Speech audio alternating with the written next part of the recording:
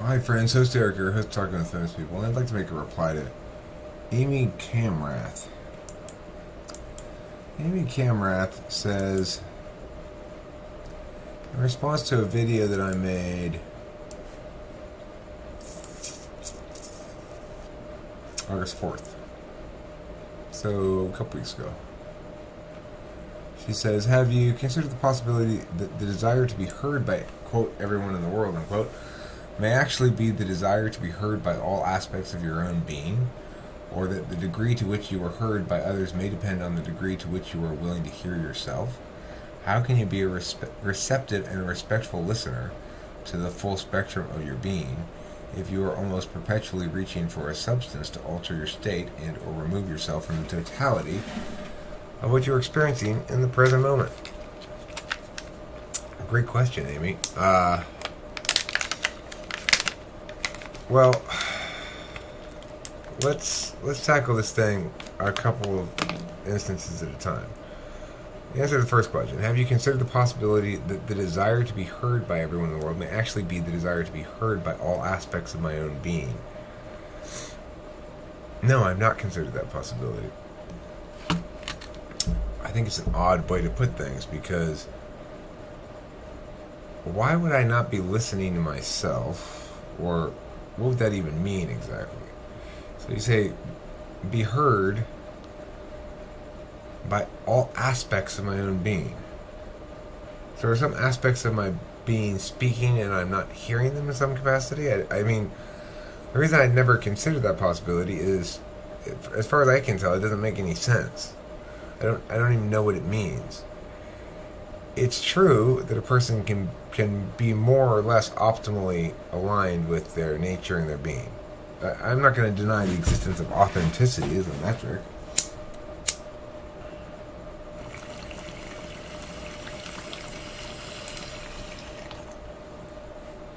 But there's no reason to presume that there's a failure in communication between aspects, which is implied there. Certainly no reason to assume that it's an unfulfilled desire for such communication as indicated. So that's not really what his comment's about, though, is the thing. It's not that Amy's concerned that perhaps I'm being inadequately true to myself. She's concerned that I appear to be so adequately true to myself, and yet am engaged in behaviors that she feels judgment towards. The degree to which you heard, or that the degree to which you are heard by others may depend on the degree to which you are willing to hear yourself. I mean, what part of myself do you think I'm not hearing? How can I be a receptive and respectful listener to the full spectrum of your being if you are almost perpetually reaching for a substance to alter your state and or remove yourself from the totality of what you're experiencing in the present moment? Well,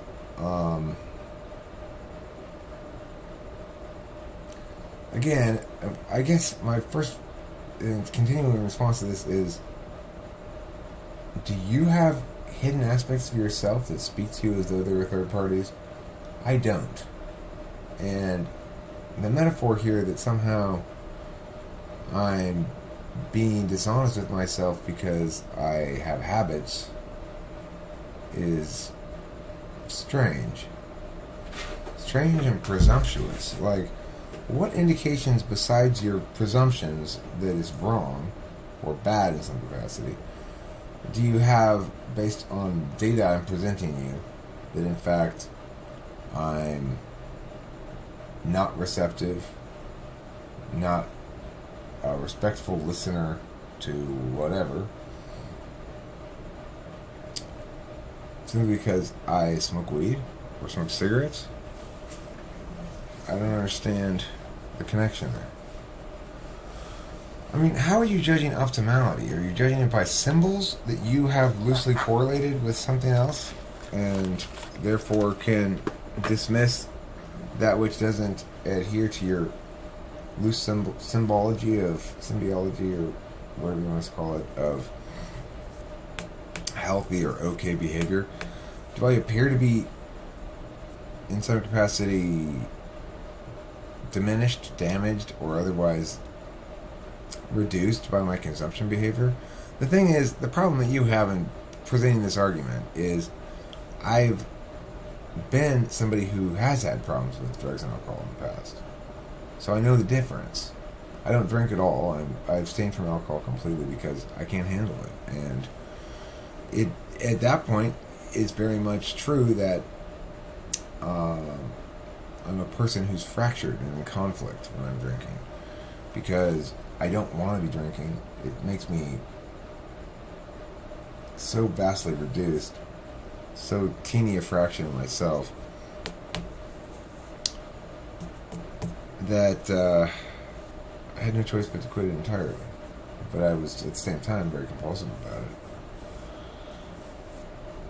Marijuana is a lot different. I mean, it's not even, it shouldn't even be in the same conversation. And same with cigarettes.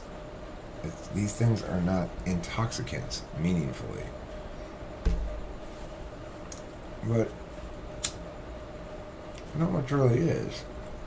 The things that are intoxicants are alcohol and opiates, stuff like that, and I don't do those things. But I think the key takeaway from this is understanding that your perceptions about how things have to be for other people should always be very humble in those, because their existence is very different than yours, potentially. Have you considered the possibility that my desire to be heard by everyone in the world may actually be a desire to be heard by everyone in the world? There's a possibility. I like being the center of attention. It's not because I'm being deaf to some aspects of my being that I'm covering up with drugs and alcohol. It's that I stand in such stark contrast to your probably fairly deeply embedded beliefs. I mean, I don't know, but you obviously have some opinion about it, and understanding that, listen, Eric, no matter what else, we have to agree drugs are bad, right?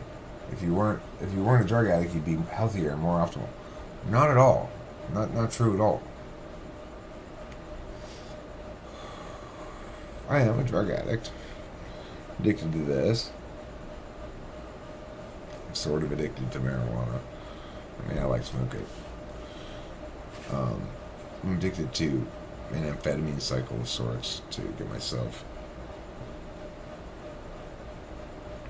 alternately more or less productive, depending on the week or the day or whatever.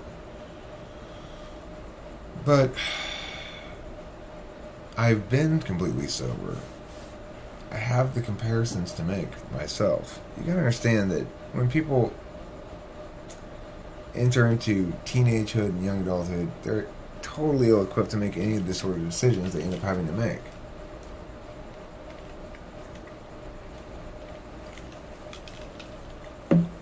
But even with the benefit of hindsight, I don't know if I'd go back and make any different decisions regarding consumption behaviors. I guess I'd stay away from alcohol, because obviously that didn't work out for me at all. But I don't regret doing drugs, and I don't think it's damaged me in any capacity. I mean, it hasn't damaged my core elements that are critical to my identity at all. It hasn't made me less intelligent, as far as I can tell. And if you could argue that, but if you hadn't done drugs, Eric, how much more intelligent would you have been? But I could just easily argue, well, if I hadn't done drugs, maybe I'd be less intelligent. It hasn't made me less ethical. It hasn't made me less compassionate. It hasn't made me less capable of dispatching with nonsense such as you bring here, why would you assume that taking a substance removes you from the totality of what you're experiencing in the present moment? I mean, it might have, first of all, the totality of what I'm experiencing. What?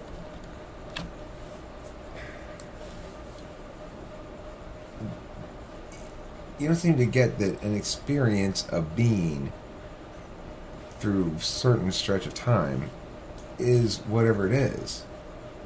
It's neither more or less pure in some regard. It's purely what it is.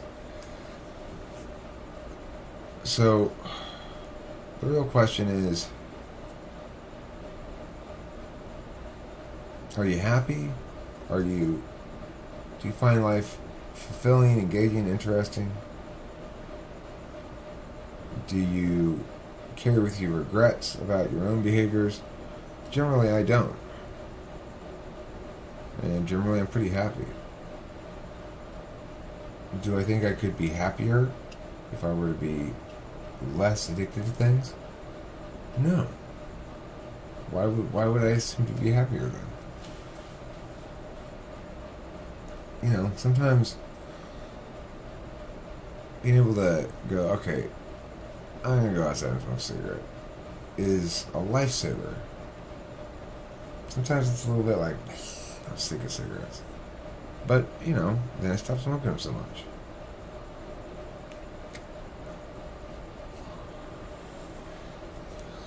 There are certain bong hits that are just absolutely game changers. Where you're tense, you're unfocused. You're in a non-optimal state of being. And it helps you get more optimal. For me it does, because that's just the way my brain chemistry works. I'm a little over tightly wound in terms of my configural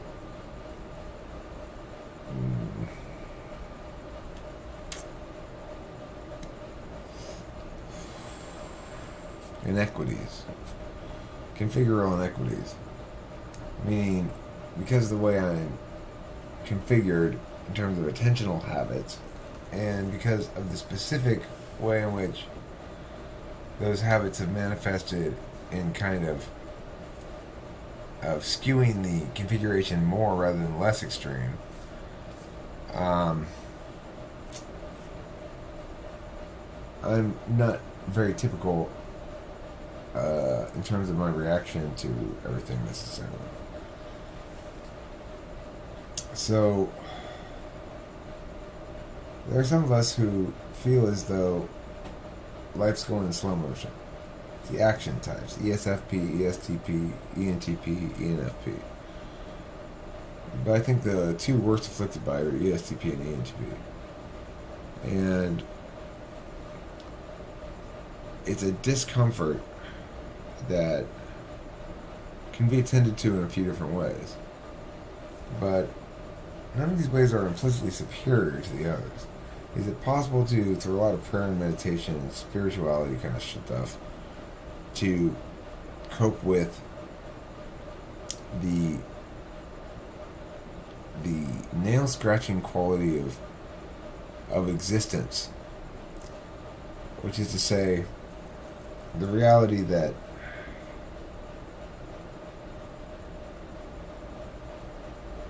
things move in linear time, not conditional time.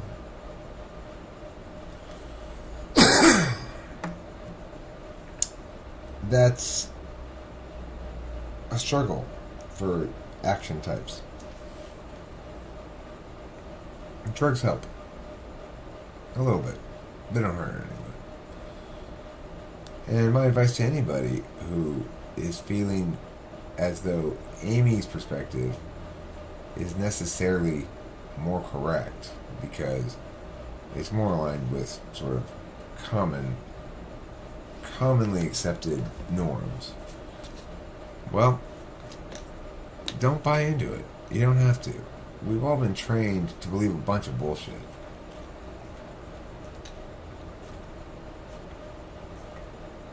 When it comes to drugs, anyway. And there's a self-fulfilling prophecy quality to it. If you do some drugs and therefore start thinking you're a big loser, well, sure enough, you tend to end up doing drugs in losery ways.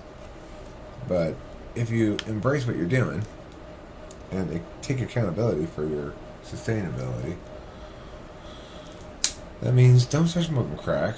It's not a sustainable drug. Don't start doing PCP. It's not sustainable. Don't start doing opiates or opioids either. Not sustainable. Find drugs that are sustainable. Don't get addicted to coke. I don't know. It's like speed, okay, fine. Coke? No. Why not? Makes people weird. I mean, don't get me wrong, I do it. If somebody came in here right now and said, here, you want this fat line of coke? I'd be like, fuck yeah, rail it up. But I wouldn't go seek it again anytime thereafter. I'd be like, oh, that's right, I don't really like coke.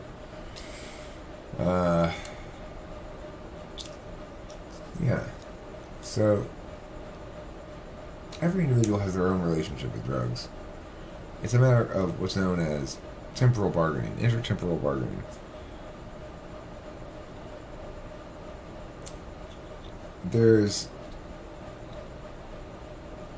a gratifying predictability to a world in which you get to reward yourself with some sort of substance. It's a dangerous world. It's a world of twilight areas. There's no doubt that people can go overboard, lose themselves into drugs. But that's about the individual and their relationship with drugs. It's not about the individual and their relationship with themselves. It's absolutely a mistake to think that people do drugs or alcohol because they want to bury their pain or get away from hassles that they don't want to think about or whatever. They may do that sometimes, but that's not the right way to do it, and it certainly isn't the norm. Most people at least begin doing drugs and alcohol to have a way to relax and let off some steam and cut loose and whatever else. And there's nothing wrong with that. If it gets out of hand, well, then you gotta do something about it. But if you manage to find a sustainable course of action regarding this consumption behaviors, well, then you probably will find yourself better served to engage in it sustainably. That's my experience anyway. I'm super tired right now because I stayed up pretty late last night. I only got about 5 hours of sleep. So tonight I'm going to bed before 11. I should get a good 8, 9 or 10 hours. And, you know, it's the sort of thing you got to pay attention to when you're doing drugs. Because, yeah, it's true. Adderall keeps you up some. You don't get as much sleep as you should. For some stretches. And that can make you grumpy and stuff like that. So you just got to pay attention to it. You got to make sure if you do stay up one night, that you don't stay up the next night, you know? Just stay up long enough to explain to Amy Camrath that she's bought into a bunch of bullshit.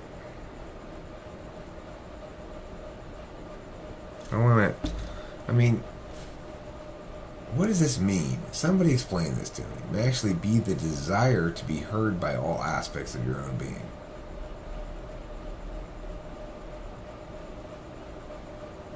I mean, what does that even mean? I don't know what that means. So I'd like Amy to respond to that, or somebody else explain for me what Amy means by that. I mean, I'm presuming that it starts something along the lines of you're not being true to yourself, but are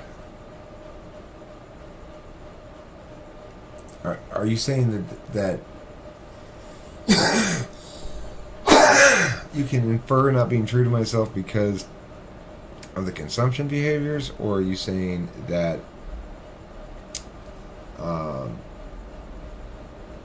you've noticed me not being true to myself, and there's this additional correlate of the consumption behaviors?